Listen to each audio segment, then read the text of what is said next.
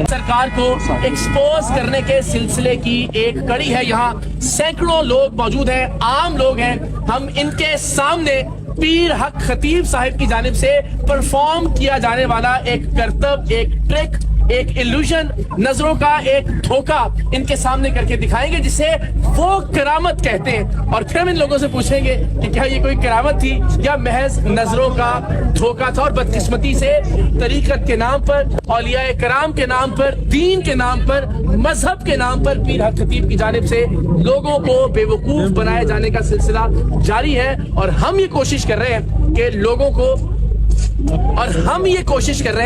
लोगों को असल हकीकत से आगाह कर सके। और यहाँ लोगों के दरमियान ही हम इंशाल्लाह इस मौजू को लेकर आगे बढ़ेंगे। तो इब्तदाई तौर पर हम यहाँ मौजूद अहबाब से ये जानते हैं कि उन्होंने पीर हक खतीब साहब के वो ट्रिक्स कि जिनमें वो मुंह से लोहे की गोलियां, लोहे की सुइयां और कीले बरामद करते हैं, आंख से जंजीर बरामद करते हैं, जख्म से वो चेन्स बरामद करते हैं, लोहे के पाइप बरामद करते हैं, क्या इन्होंने वो देख रखी है?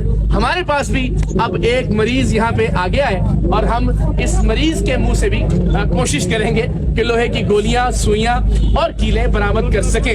तो बिस्मिल्लाह करते हैं। आप सब में जरा मुझे ये बताइए कि आप सब ने पीर हक खतीब साहब का वो जो एक मरीजा के मुंह से कीले और गोलियां और सुइयां बरामद कर रहे हैं, वो किस किस ने देख रखा है? अगर प्लीज आप हाथ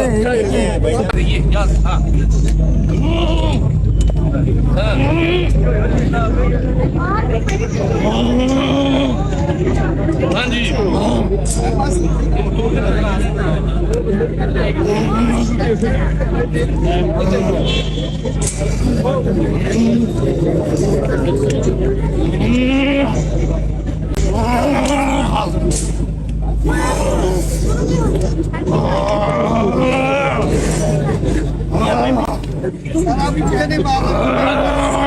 तेरी खैर क्या बात है।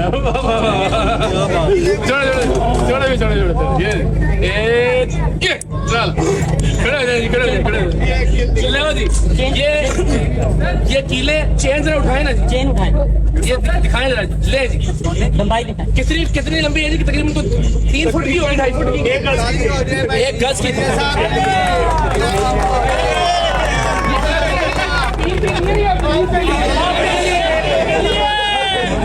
क्या हाल है आपका? ठीक है, थैंक यू सो मच। आपकी वजह से मैं बड़ी हेल्प हुई उनको एक्सपोज करने में।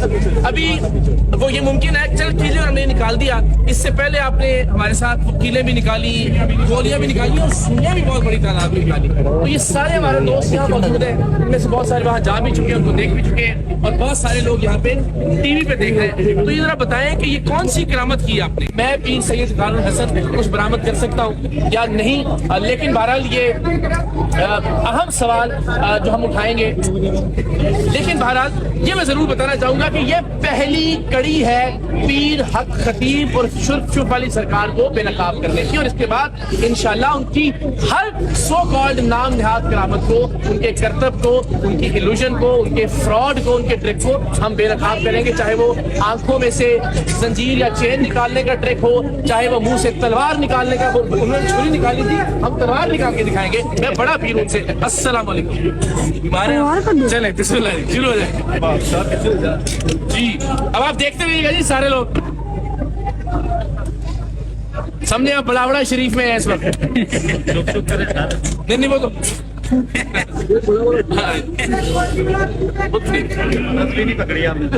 सॉरी, मैंने पकड़ी थी अपनी वीडियो में, इनका भी ऐसी तरह। जी जी जी यार थोड़ा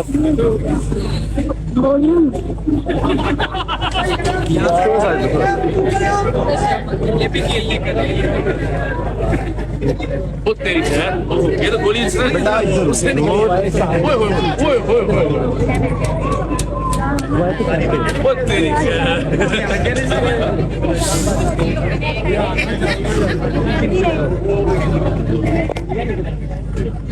हाथ नहीं थका।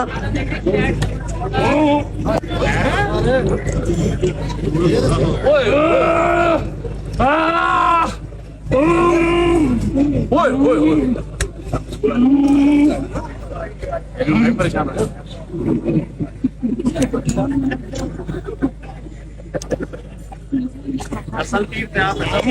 इतनी मिकदार में निकाल के दिखाया ना प्याज की।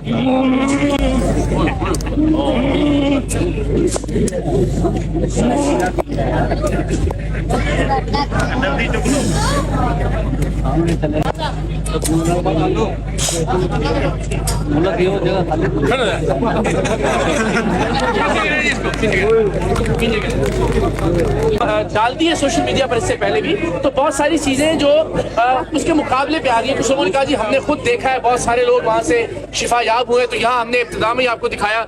आप ही में से लोग थे जो जा चुके हैं वहां पे और उनको कोई शिफा नहीं मिली। एक वो जो दिल के मरीज कोई यहाँ से गए थे स्टिकर शॉप से। इकरार भी छोटी सी बात देखे ना, उनको जरा प्लीज बुला लें। अब शिफा याब जो है हमारे नॉन मुस्लिम भी हैं, हमारे मजहब से ताल्लुक नहीं है, वो भी इसी तरह अल्लाह बिल्कुल बिल्कुल सबको जो बीमारी देता है उसने तंदुरुस्ती भी देनी है।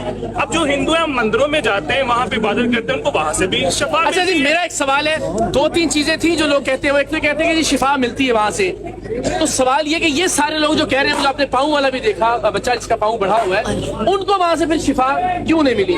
दूसरी बात लोग कहते हैं जी वो मांगते कुछ नहीं है किसी से, तो जनाब वो जिन लग्जरी गाड़ियों में घूमते हैं, उनका खाना पीना, उनका पहनावा, जिस तर्ज के वो आलीशान लिबास पहनते हैं, सवाल यह है कि उनकी आमदन का जरिया क्या है? मैं फिर चैलेंज करता हूं आज के सरेआम के प्रोग्राम के तवस्सुत से कि पीर हक खतीब और शुफ शुफ वाली सरकार अपने एसेट्स, अपने असासे जाहिर कर दे। जो इनकम टैक्स जाहिर, कोई इनकम तो है ना कि जिससे उनका खाना पीना, उनका पहनना, उनकी ट्रेवलिंग, उनकी गाड़ियां, उसका पेट्रोल, वो सब चल रहा है। वो आमदन क्या है, उस आमदन का क्या जरिया है, उस पर उन्होंने क्या टैक्स दिया है? और वो हमने आपने कहा है कि जब आप जैसे भाई मेरे साथ होंगे तो मुझे मेरे हद से इज्जत देने वाली है, इन सब लोगों की दुआएं हैं। अब ये बताइए कि ये फिर वही सवाल कि ये होता कैसे है? मुझे अब एक चीज तो मैंने रिवील इंशाल्लाह करनी कि मुझसे कील कैसे निकाले। अब लोग ये कहते हैं कि पीर साहब पैसे नहीं लेते, मगर इनका पैसे लेने का भी तरीका होता है। किस तरह से पैसे लेते हुए, एक भाई ने कहा था कि वो उनकी जो तस्वीर टूट जाती है, ये इस तरह से उनके अपने जो कारे करिंदे होते पहचान लेते हैं, यार ये बंदा मर्सिडीज पे आया है, इसका मतलब है ये इस काबिल है। जब तस्वीर टूट रही है ना, तब उसको स्पेशली एक रूम में ले जाना, वहां पे जाके स्पेशली दम होना है, और उस दम के दौरान ही कहना यार देखो यार 3 से 4 हजार लोग यहाँ पर रेगुलर लंगर करते हैं, मगर ये हम आपसे डायरेक्ट पैसे नहीं लेते। पीर साहब तो कभी 1 रुपया नहीं लेते, आप लानत भेजते और हराम समझते। आपने ये करना है कि ये 3 दिन का लंगर जो है ना, ये आपने अरेंज करना है। वो 3 दिन का लंगर जब पहला बंदा दे देता है, अच्छा 3 दिन का बड़े आसानी से भी ही चेक दे गया, इसका मतलब है कि ये बड़ी है मछली, इसको आहिस्ता आहिस्ता काटे। फिर जो उसके जो मैनेजर्स है ना, वो जो इनके रखे होते हैं मार्केटिंग मैनेजर्स, जो सोशल मीडिया भी चलाते हैं, मुख्तलिफ सहाफियों को लेके जाके उनके प्लांटेड इंटरव्यूज भी करवाते हैं, ये तमाम जो टीम मैनेज करते हैं, फिर वो उनको फोन करते हैं कि पीर साहब के अपने अकाउंट में पैसे नहीं जाते। वो जैसे एक भाई बता रहे थे कि अपने शोरूम है, इसी तरह शोरूम बनते हैं। आपने कहा कि सोर्स ऑफ इनकम क्या है? ये इतनी बड़ी फैक्ट्री लगा के बैठे हुए बिलावड़ा शरीफ में, ये इससे बड़ी जिसका ना तो कोई इन रिटर्न में कोई प्रूफ है, इनकम टैक्स नहीं देना, ना सोर्स ऑफ इनकम बताना है। ये ब्लैक मनी को अवॉइड करने के लिए सारा ये ड्रामा रचाया जा रहा है, और आने वाले वक्त में ऐसे ऐसे माफिया इसके अंदर मिलेंगे कि जो अपनी ब्लैक मनी को अवॉइड करना चाह रहे हैं। और जैसे क्रिमिनल्स इनके साथ मिले हुए, उसका हमें अंदाजा हो रहा है इस वक्त पे दबाव आ रहा है, थ्रेट कॉल्स आ रही हैं।